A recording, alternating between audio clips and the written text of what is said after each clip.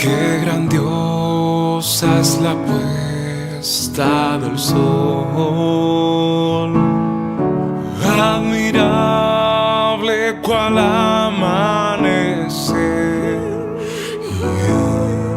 pero es más grandioso y conmovedor el amor que me tiene el Señor.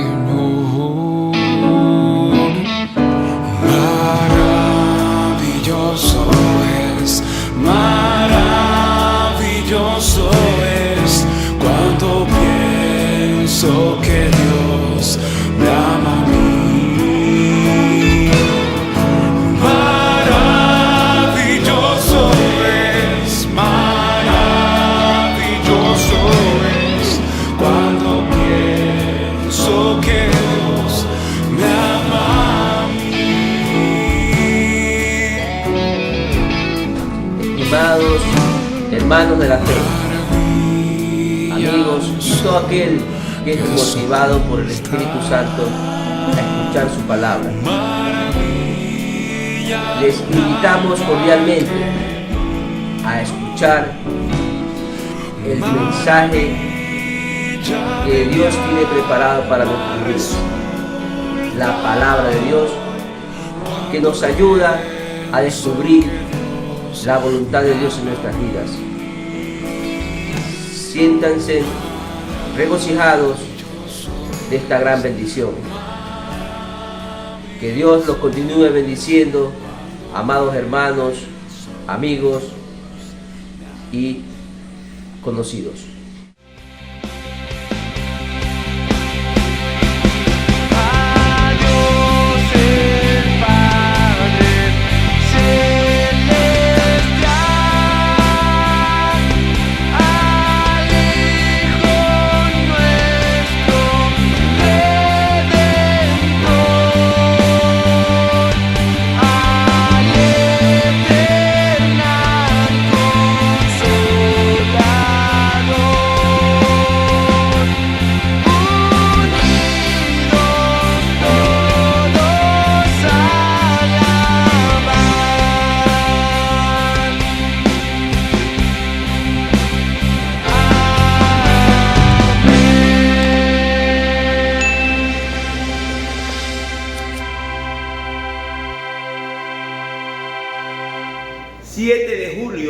Es una fecha muy importante para el pueblo evangélico.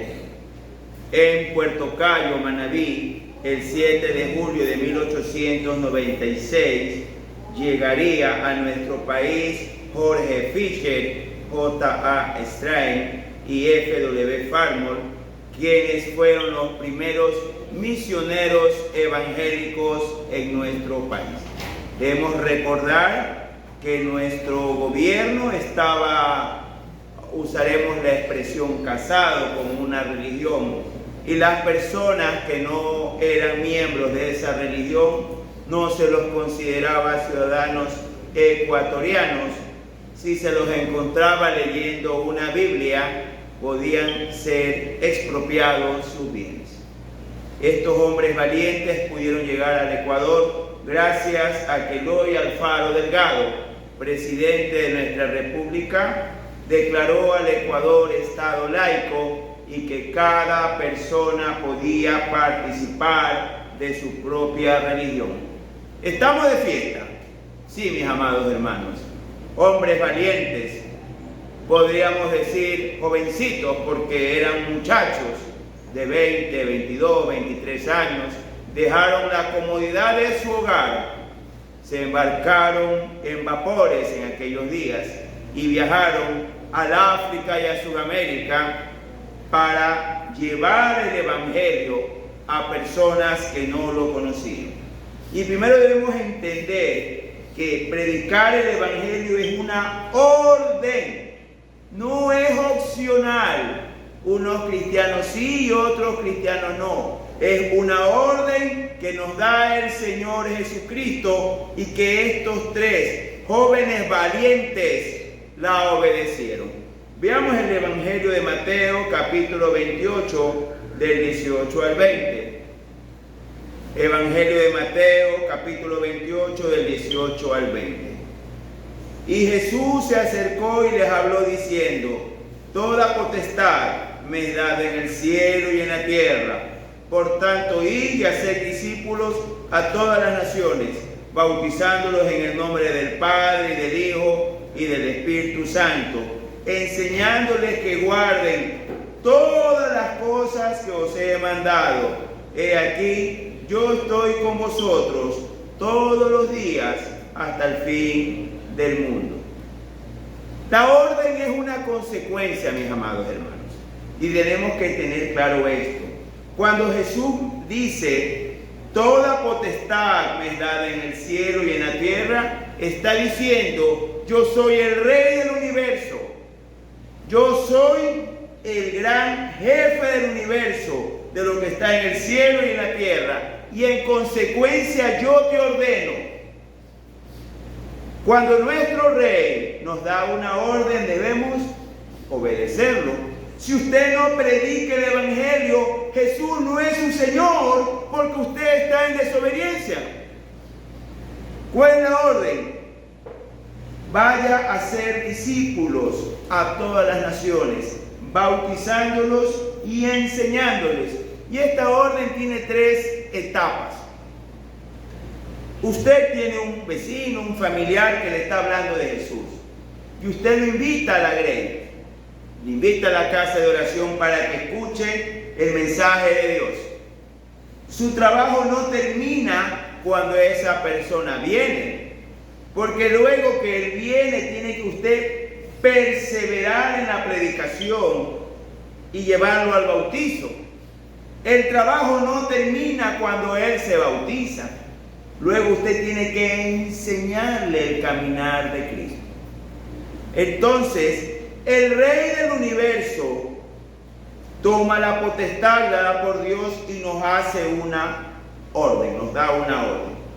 Vaya, haga discípulos, haga imitadores de Jesús, llévelos al bautizo y enseñe de todas las cosas.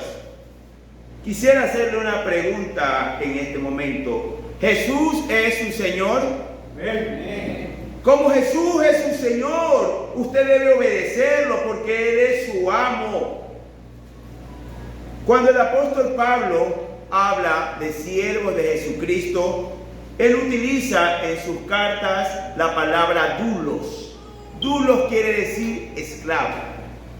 Cuando nosotros decimos que somos siervos de Jesucristo, estamos diciendo que somos esclavos de Jesús.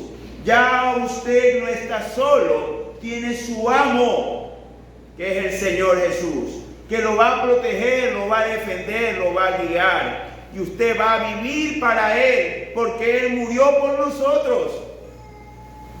Jesús no merecía la cruz del Calvario, esa la merecíamos nosotros, pero Él la recibió. Entonces, mis amados hermanos, estos jóvenes, Fischer, Strain y Farnold, que llegaron el 7 de julio, estaban obedeciendo la orden dada por el Señor. Veamos el libro de Hechos, capítulo 1, versículos del 6 al 9. Libro de Hechos, capítulo 1, del 6 al 9. Entonces, los que se habían reunido le preguntaron diciendo: Señor, ¿restaurarás el reino de Israel en este tiempo?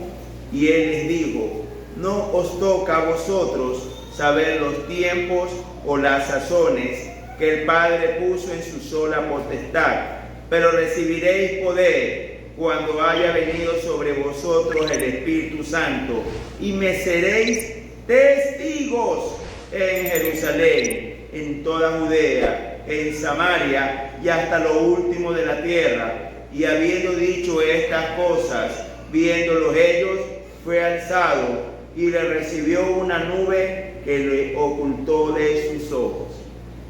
Aquí vamos a resaltar los lugares donde Jesús nos ordena predicar.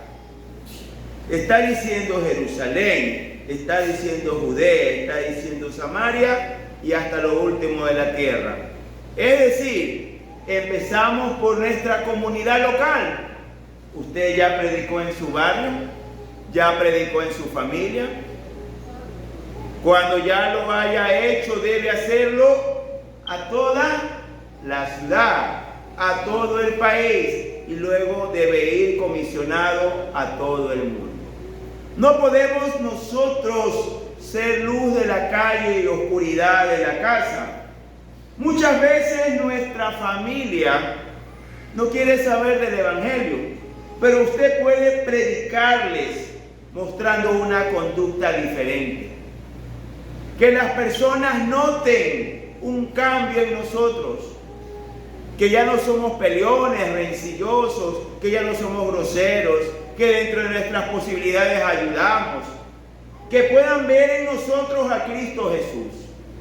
Ahí, teniendo credibilidad con los nuestros, podemos predicar en el barrio, podemos predicar en la ciudad y en el país. Que nadie pueda decir de nosotros mal en tiempo presente.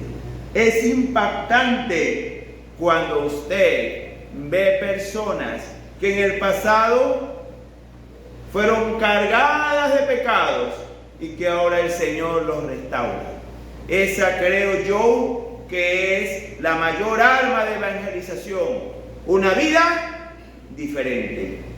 Y permítame compartirles algo que me tocó observar. Cuando era alumno del seminario bíblico, nos sacaron de nuestras aulas y nos llevaron a la congregación contigua que está al lado del seminario, la iglesia Alianza Galilea. Y me sorprendió porque sacaron a todo el alumnado y nos proyectaron un video de un joven que se huye de su casa, se hace homosexual, se prostituye, y que luego este joven se había unido en unión homosexual con otro y este lo golpeaba. Y la gente se decía, los alumnos, bueno, ¿y para qué nos hacen perder clases por venir a ver esto? Termina el video y se levanta un varón bien internado, era un pastor, y este pastor empieza a hablar de la importancia de predicar el Evangelio. Y este señor, este hombre de Dios, dice: el joven que ustedes ven en la película era yo. Yo fui homosexual, yo me prostituí, yo tuve marido, pero Jesucristo me salvó. Y en ese momento entendimos la importancia de estar ahí. Durante el video no entendíamos. Y todos los señores, porque no estaba solo, era miembro de una fundación boliviana, que estaban bien internados, que dirigían la palabra del Señor, habían sido homosexuales, que el Señor los había rescatado. Todos quedaron impactados. Lo que Jesús puede hacer en la vida. Pero ¿saben qué pasó al siguiente día? Hubo problemas. La comunidad de gays, lesbianas, bisexuales y transvestis fueron a protestar fuera de la iglesia porque denigran su movimiento. La pregunta es que cuando se habla bien de ellos está bien y cuando se habla de ellos mal está mal. Aquí no estaba hablando nadie mal de nadie, solo se estaban dando testimonios de personas que fueron rescatadas por la sangre de Jesús. Se pide que se respete sus derechos, pero no respetan nuestros derechos. Ellos sí pueden expresar su forma de pensar, pero nosotros no podemos expresar nuestra forma de pensar. En el año 2016 se pidió en la ciudad de Cuenca que unos niños varones vayan vestidos de mujer y unas niñas vayan vestidos de varón para enseñar otras opciones. Y los padres reclamaron. Y se dio un movimiento en todo el país de reclamo de los padres, porque la Constitución dice que los padres pueden escoger su educación. Una minoría nos está imponiendo desde el gobierno nacional o el gobierno de turno doctrinas demoníacas. Hubo un asambleísta que es el que los dirige, que fue hombre y ahora es mujer, que los dirige, nos quieren imponer su forma de pensar. Está bien que ellos tomen sus decisiones, porque el que juzgue es Dios, pero no pueden imponernos a nosotros sus criterios, y peor, que nuestros hijos reciban esta cosa, no sé si decirle enseñanza. Imagínese usted que pone a su hijo en una institución religiosa. Nadie le puede obligar a decir que no, porque usted toma la decisión, porque usted tiene la patria potestad de su hijo. Usted decide poner a su hijo en una institución militar. Nadie le puede decir que no, porque usted tiene la patria potestad sobre su hijo. Pero el día de hoy, en nuestro país, en el siglo XXI, se quiere adoctrinar a los niños, diciendo que puedan ser niñas y las niñas que puedan ser niños. Entiendo, comprendo y respeto que siendo adultos tomen sus decisiones, pero no pueden, no se debe, inmoral que a nuestros niños se les quiera inculcar otras cosas. Me parece muy acertada la decisión del alcalde actual cuando da permiso al colectivo que el día de ayer marchó por la ciudad, pero prohibió muestras de irrespeto a las religiones. Estos grupos cuando marchan hacen mofa de la cruz de Cristo y nadie les puede decir nada. Sacan un Cristo transvesti, en cruz y hacen mofa de nuestro credo. Pero nosotros debemos tener una conducta diferente, no tratarlos mal ni al golpe, porque eso no habla de Jesús, eso habla de religión. Con el respeto que tenemos todos los seres humanos, debemos mostrar lo que es realmente ser cristiano, porque eso impacta.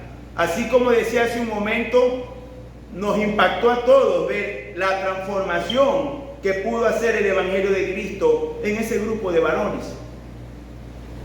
Asimismo, nosotros tenemos que impactar con una conducta diferente, siendo diferentes, amando al prójimo, no criticando, más bien ayudando.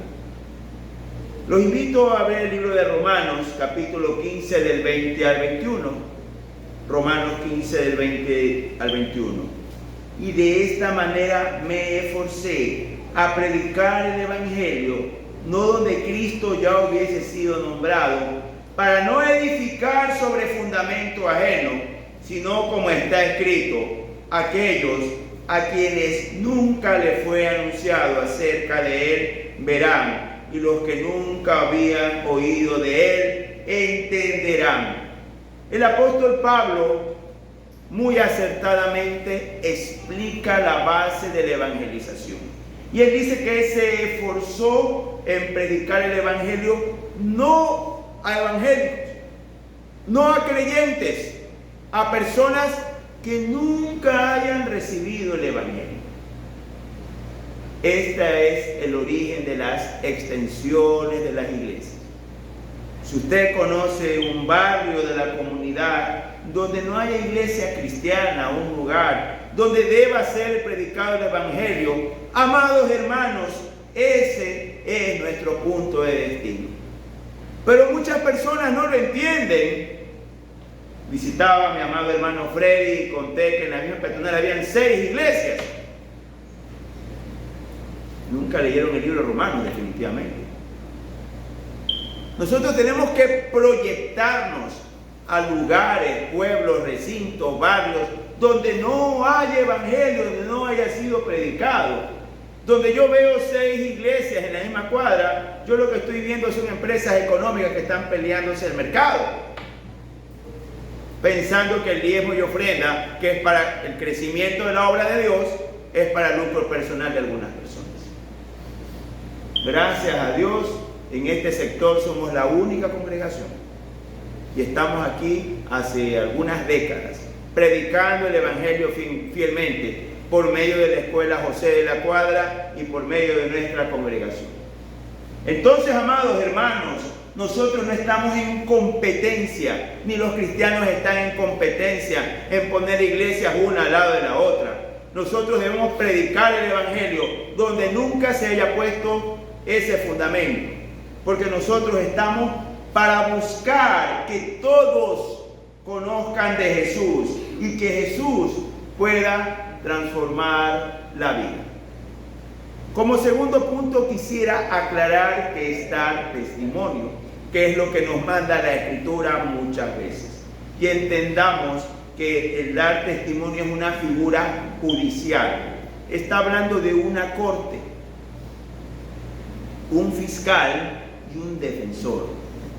Y los testigos hablan de lo que han visto, de lo que han oído y de los cambios que han tenido. Entonces, mis amados hermanos, ¿qué ha visto usted de Jesús? ¿Qué ha escuchado usted de Jesús? ¿Qué a cambios ha provocado en su vida? Eso es dar testimonio. Teniendo claro eso, estudiemos el libro de Hechos, capítulo 20, del 26 al 27. Hechos 20, del 26 al 27. Por tanto, yo os protesto en el día de hoy, que estoy limpio de la sangre de todos, porque no he rehuido anunciaros todo el consejo de Dios. ¿Qué ha escuchado usted de Dios? El día de hoy, para que las personas estén contentas, solo se habla de las bendiciones, solo se habla de lo que Dios puede hacer en su vida, pero se está quitando las ordenanzas, las enseñanzas, para que las personas no se sientan mal y vengan de manera continua a las congregaciones. Pero el apóstol Pablo dice a los hermanos de Éfeso que él no renunció a enseñarles todo el consejo de Dios. Todo. Si usted se siente incómodo con la prédica, eso es muy bueno. Porque Dios le está hablando a su vida lo que debe cambiar, lo que debe mejorar. Porque usted no ha venido a este lugar, ni lo está escuchando por las redes sociales, este mensaje, para sentirse cómodo. Usted lo está escuchando, lo está viendo para ser moldeado y ser parecido a Jesús. Es tal la transformación que debe haber en nosotros que las personas deseen ser cristianas. Porque Él cambia vidas y esa transformación fue muy notoria en la iglesia primitiva. Eran perseguidos, pero querían ser cristianos. Porque habían una comunidad diferente y eso fue lo que ocasionaron los primeros misioneros en el Ecuador. Amados hermanos, eran hombres diferentes, muchos vinieron con sus esposas, con sus hijos y con una vida muy sacrificada. Consiguieron que muchos miles de personas y el día de hoy millones de personas en nuestro Ecuador seamos cristianos, con una vida diferente. Y ellos la tuvieron muy difícil, eran apedreados cuando predicaban al aire libre por las calles. La entrada de los evangelios le costó la vida a Eloy Alfaro Delgado. Desde los púlpitos de la religión dominante de la época se decía que Eloy Alfaro era el anticristo y que los evangélicos eran los demonios, que era un pecado leer la Biblia en el idioma de cada país, que solo era permitido en latín. Obviamente se puso a miles de personas en contra de él, por eso lo mataron en la cárcel y luego de ser muerto lo arrastraron, lo golpearon después de muerto y lo quemaron, por permitir que se predique a Jesús de Nazaret en el idioma de cada país, por permitir la lectura de la Biblia, por permitir la entrada de los misioneros, porque debemos enseñar todo el consejo de Dios. No puede usted, por comodidad, suprimir alguno. Veamos primera de Corintios, capítulo 15, del 1 al 2. Ahora, hermanos, quiero recordarles el evangelio que les prediqué, el mismo que recibieron y en el cual se mantienen firmes. Mediante este evangelio son salvos si se aferran a la palabra que les prediqué. De otro modo habrán creído en vano. Usted debe recordar de manera continua el Evangelio. Usted va a estar enfrentado a decisiones en su vida, familiares, personales y laborales. ¿Qué decisión va a tomar? Nunca olvide el Evangelio, porque si usted obedece el Evangelio será salvo. Y si no obedece el Evangelio, nunca han creído. Esto es una carrera de decisiones, no, es una carrera de perseverancia. Debemos perseverar en el Evangelio hasta el último aliento de nuestra vida. Veamos el libro de Romanos, capítulo 1, del 16 al 17. Porque no me avergüenzo del Evangelio, porque es poder de Dios para salvación a todo aquel que cree, al judío primeramente y también al griego, porque en el Evangelio la justicia de Dios se revela por fe y para fe, como está escrito, mas el justo por la fe vivirá. Amados hermanos, creo que este es uno de los textos menos entendidos de la Biblia. El Evangelio es poder de Dios, sí, pero para salvación, para que usted salga del reino de Satanás y pase al reino de Dios. No es para darle poderes sobrenaturales, ni para hacerlo rico. Usted que es creyente, el día de hoy es salvo de la condenación. En este mundo usted verá problemas, enfermedades, desempleo, pero esos son consecuencias del pecado y de vivir en un mundo caído. Pero el tiempo apocalíptico habla de los juicios de Dios sobre la tierra, tiempos terribles, donde Dios va a castigar a los desobedientes. Y usted va a ser salvado de eso. Todos vamos a estar frente al Señor, todos. Y usted va a ser declarado inocente, porque eso es el Evangelio. El poder de Dios para que usted sea salvado de los terribles castigos que vienen sobre toda la humanidad. Veamos el libro de Romanos, capítulo 10, versículo 17. Así que la fe es por el oír, y el oír la palabra de Dios. Amados hermanos, usted debe ser fiel en los cultos, porque es la única manera que va a aumentar su fe. Cuando usted escucha la palabra de Dios, porque la fe es por el oír y el oír la palabra de Dios. No hay otro mecanismo. Yo escucho ahora cursos, seminarios, cultos especiales, pero eso no dice Dios. Dios dice que cuando nos congregamos y escuchamos la palabra de Dios, nuestra fe crece. ¿Usted quiere que crezca su fe? Escuche el Evangelio fielmente, porque este trabajo es un trabajo, el predicar el Evangelio es lo que Dios quiere de nosotros. Muchos dicen, no sé qué Dios quiere de mí, pero Él es muy claro. ¿Qué quiere Dios de nosotros? Veamos Hebreos capítulo 13, versículo 15. Así que ofrezcamos siempre a Dios por medio de sacrificio de alabanza, es decir, fruto de labios que confiesan su nombre. La alabanza no es cantar. La alabanza es confesar a Jesús. Si en el trabajo le preguntan por qué usted es diferente y usted dice es porque yo soy seguidor de Jesús. Si en sus estudios le preguntan por qué es diferente y usted dice que es seguidor de Jesús. Cuando usted habla de Jesús es sacrificio de alabanza, es lo que Dios quiere. ¿Usted quiere alabar a Dios? Hable de Jesús. Eso es lo que el Señor quiere de nosotros. Veamos Isaías capítulo 52, versículo 7. Cuán hermosos son sobre los montes los pies del que trae alegres nuevas, de los que anuncian la paz, del que trae nuevas del bien, del que publica salvación, del que dice a Sidón, tu Dios reina. Todos los seres humanos se preocupan por lucir bien, por estar peinados, por estar bien vestidos, por estar perfumados y arreglados.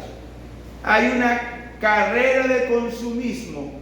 Me parece bien que se preocupe por su apariencia, pero si usted es cristiano y quiere verse hermoso, sobre todo que sus pies se vean hermosos, predique el Evangelio. Cuán hermosos son los pies de los que traen las buenas noticias de salvación. Definitivamente, mi querido hermano, eso no solo le garantiza que sus pies sean hermosos, le garantizan salvación, le garantizan vida eterna, le garantizan bendición para sus hijos y para sus nietos. ¿Usted quiere que le vaya bien en la vida? Predique el Evangelio.